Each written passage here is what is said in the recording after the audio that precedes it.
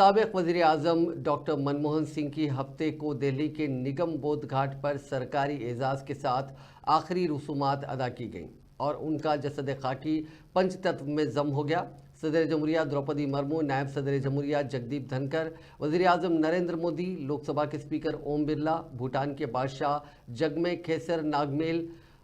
वज़ीर दाखिला अमित शाह, वज़ीर दिफा राजनाथ सिंह, पार्लिमानी उमूर के वज़ीर किरण रिजिजू, बीजेपी के सदर और मरकज़ी वज़ीर जेपी नड्डा,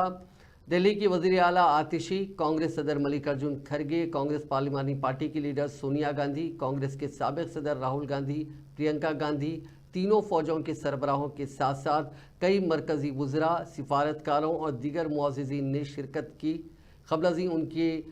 जसद खाकी को कांग्रेस हेडक्वार्टर्स में आखिरी दर्शन के लिए रखा गया था, जहां उनके अरकान ख़ानदान के साथ साथ कांग्रेस के कई सरकर्दा कायदीन ने उन्हें खिराज अक़ीदत पेश किया। इसके बाद उनकी नाश को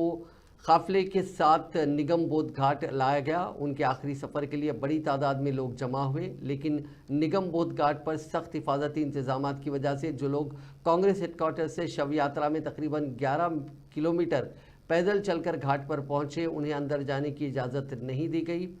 इस आखिरी रसूमात के पूरे मामले में राहुल गांधी हर जगह मौजूद थे।